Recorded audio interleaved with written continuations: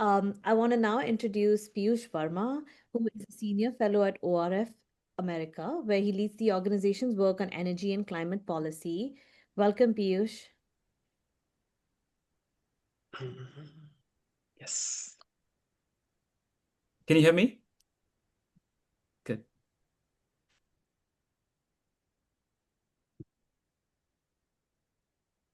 You can go ahead, Piyush. Shall we? Okay. Yeah, great. Thank you, Amita, and great to be joining today for this very important conversation on AI and climate intersection. I think we have a very limited time, so I would like to straight away go into the conversation. And I have a fantastic panelist today, Sachin Kumar, who is AI fellow at Harvard Mittal fellow at Harvard University, and I have Auroop, who is a distinguished professor, civil and environmental engineering, and with Sachin and Varun, Auroop, I think we are going to have a great conversation. On the let me just maybe briefly to put this into the context. So AI, there are two worlds we are talking about. Like there is a climate world and there is a AI world. Climate world, a lot of my work on the energy and climate side, and we are talking about on the net zero impact, right? We are thinking about how to create net zero and what is the role of AI into creating that net zero. And on the other side, when we are talking about AI, we are talking about net positive impact. So this net zero and net positive kind of the question that we have on the AI and climate intersection, that's where we are going to have this conversation. And with Auroop's and Sachin's work on extensive academic and research work that they have done, we are going to reflect on some of those important questions.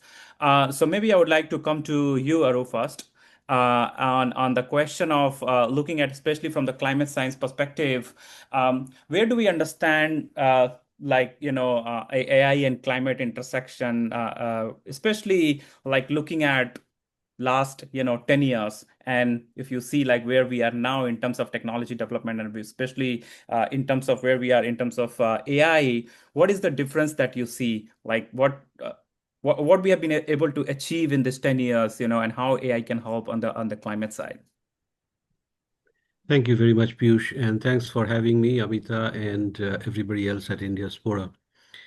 So I think the progress significantly that has been made, and that is that everybody can really see. Climate is a bit hard to see because climate is focused on the longer term. I mean, if we are going to get a bit nitpicky about what is climate versus what is weather.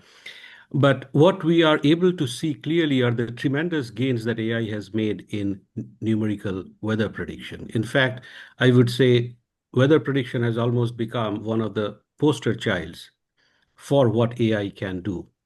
So the best weather prediction models in this day and age, they encapsulate AI or they are based on AI.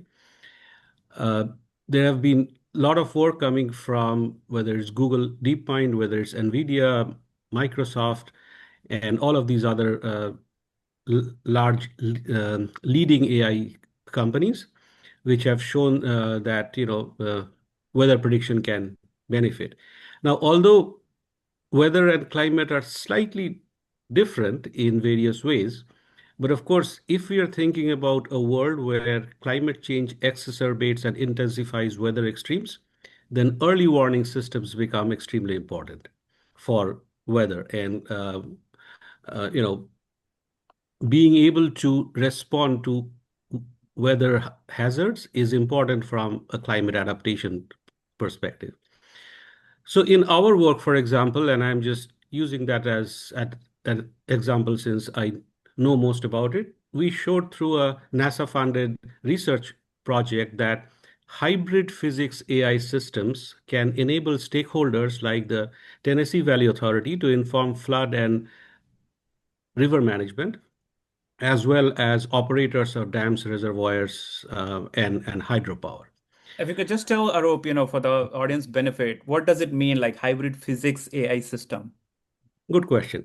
So we have, when our numerical weather prediction or indeed climate or water kind of models were built originally, we did not have the benefit of as much data, as much compute power, or the algorithmic ability to really use whatever data and algorithms we had in the way that we do now.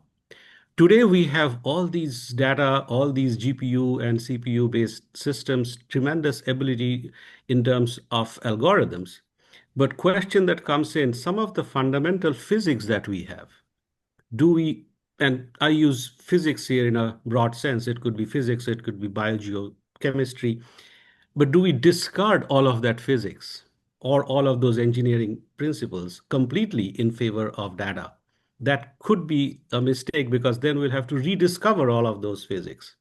So, what has been found recently is that if we can find intelligent and effective ways to combine physics with AI, especially in certain situations, such as when we are interested in predictive insights on extremes.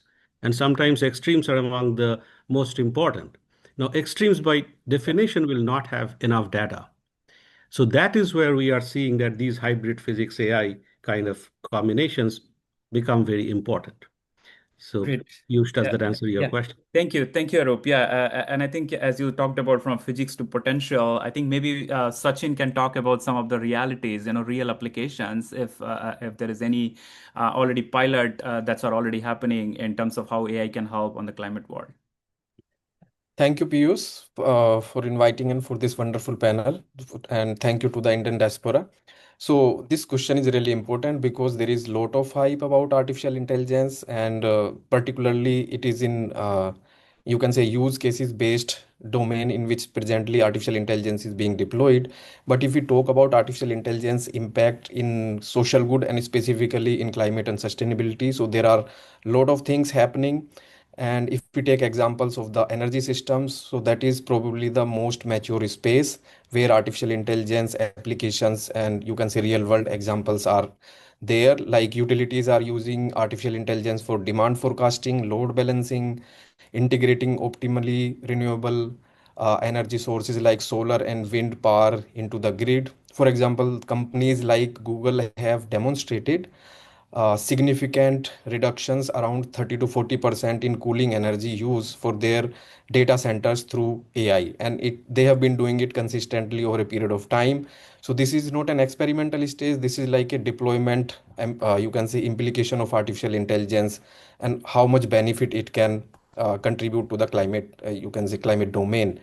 Apart from that, we have several examples related to how artificial intelligence can help in flood prediction and humanitarian response. Google Flood Forecasting Initiative again is already operational in many countries and specifically in India and Bangladesh, providing real-time flood alerts to millions of people, and it is actively saving lives by improving preparedness and responses. Artificial intelligence is also being applied now in agriculture space where present day agriculture, traditional agriculture is moving towards precision agriculture, where this precision agriculture driven by artificial intelligence is helping farmers optimize irrigation, fertilizers use, and also monitoring the crop health. So these are real world examples which are happening.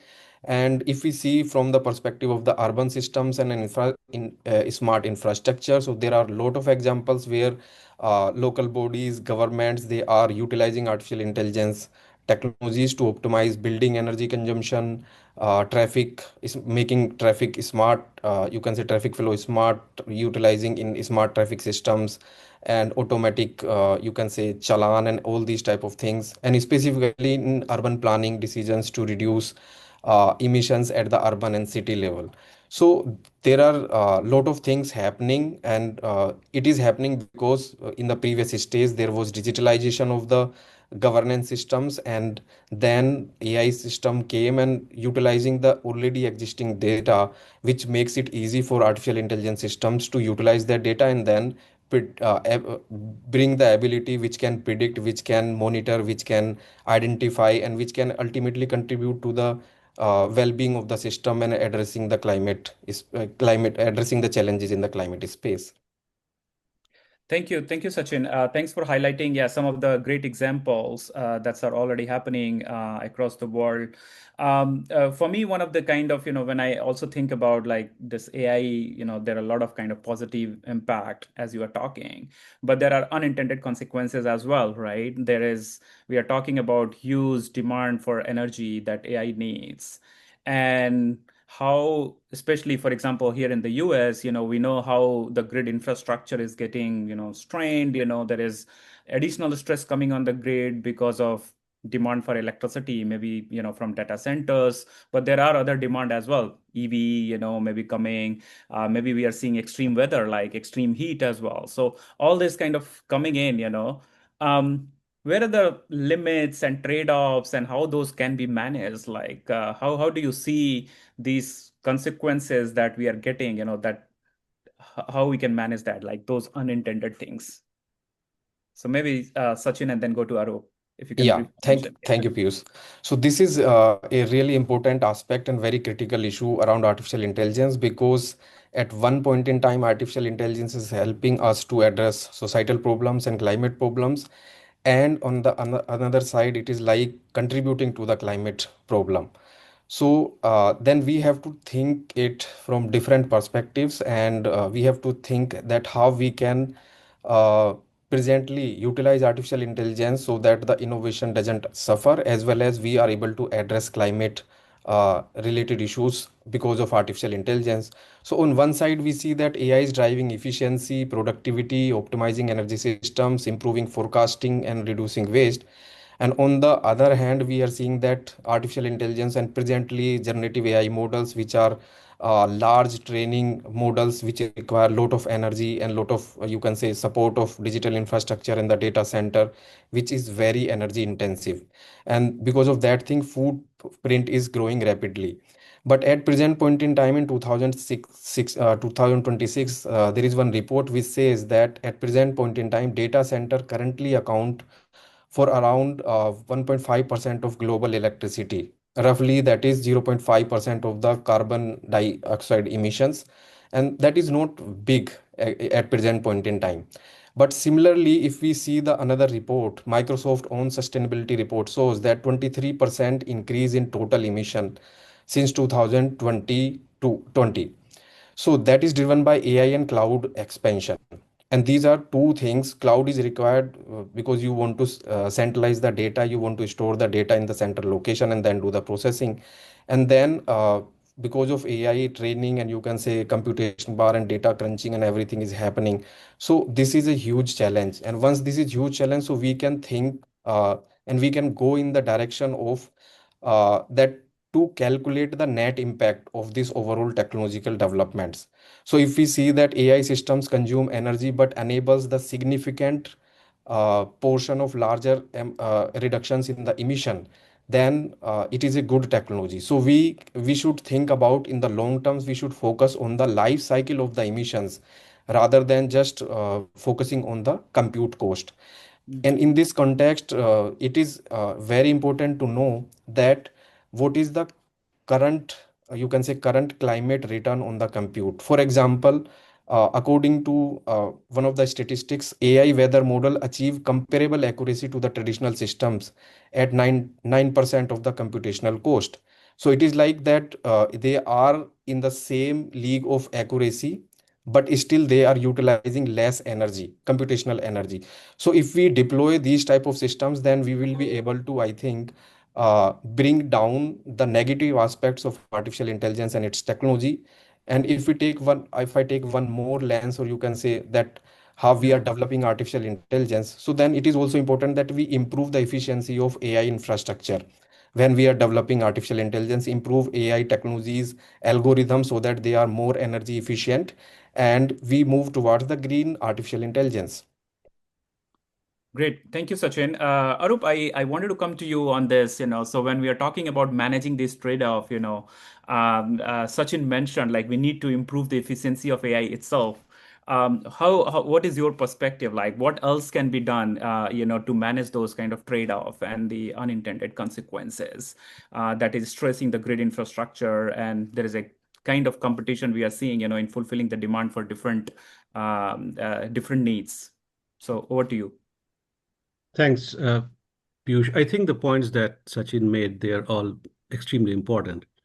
I do have I do have another take on this, however, which may be a bit non-intuitive. The first part is even within AI systems and as they are being used, we have a few issues that need to be handled. So one is, like I was saying earlier about extremes and transition points. How well can AI handle those? And those are sometimes among the most important. But also, can whatever AI gives us, can those things be explained, interpreted, and trusted? There was an article, I think, in the New York Times, was it yesterday or day before, which talked about how important interpretability is for AI in the context of health and medical sciences. I think the same holds for climate adaptation, weather hazards. So if I make a decision as a dam operator or reservoir operator, which has consequences for human lives and livelihoods, I cannot say, well, that decision was made just because the AI black box asked me to do. So that's one thing. So there are issues here which, if we have to use AI, it's not just a matter of whether AI is computationally efficient or how much it can do, but also how much is it interpretable. Now, in terms of the footprint, I think the questions we have to better pose the question. So AI can enable solutions in climate adaptation and mitigation, which can be quite significant from the perspective of climate action. However, this cannot be directly compared with the negative footprint that AI creates, since only a small sliver of AI's overall footprint is caused by AI-driven climate solutions. The massive volumes of energy and water and land that data centers already use and are expected to use in the future, leading to large emissions and other environmental footprints, are driven by other applications, including social media, blogs, internet marketing, customer service, healthcare, finance, manufacturing, and other industries, and unfortunately also in the business of war and espionage and cybersecurity. So the trade-off space, therefore, is not just between AI-driven climate solutions and the footprints of these solutions. Climate solutions where AI contributes is only a small portion of the overall AI environmental footprint, but the societal impacts of these climate solutions are immense. So I think in addition to all that Sachin said, we have to balance these perspectives. And almost all of the things that Sachin said, I agree with, so I don't want to repeat those again. Piyush, over to you. So no, it's great to hear. Yeah, a lot of capabilities you talked about, potential of the technology, and also yeah, some of the things that we discussed about managing those trade-off as well. But thinking about the future now, from here, like maybe medium to longer term. I also saw recently a technology like blockchain, which was at the hype, in 2017, 18. Everybody was talking about blockchain, and suddenly at the pace that it went kind of the hype kind of immediately came down when people started thinking about maybe there are many other software solutions that can do the same job rather than blockchain. Where do you see the future of AI? We are talking a lot about potential and impact and that it can bring. Do you see that keep building in the future in next 5 years, 10 years down the line? Um, what is kind of you most excited about this technology? Do you see any hiccups as well in the future? Yeah. Should I Over to start, you, Piyush? Ganguly. Yeah, yeah. Okay. So, future, I mean, let me, start by reminding all of us with what Niels Bohr is believed to have said. Prediction is always difficult, especially if it's of the future. So I remember that when I was using what we called artificial neural networks, then deep learning was still not a thing.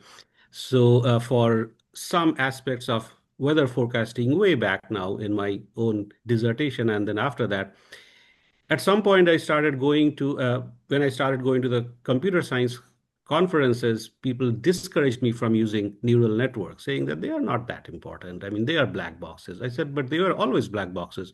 What happened suddenly?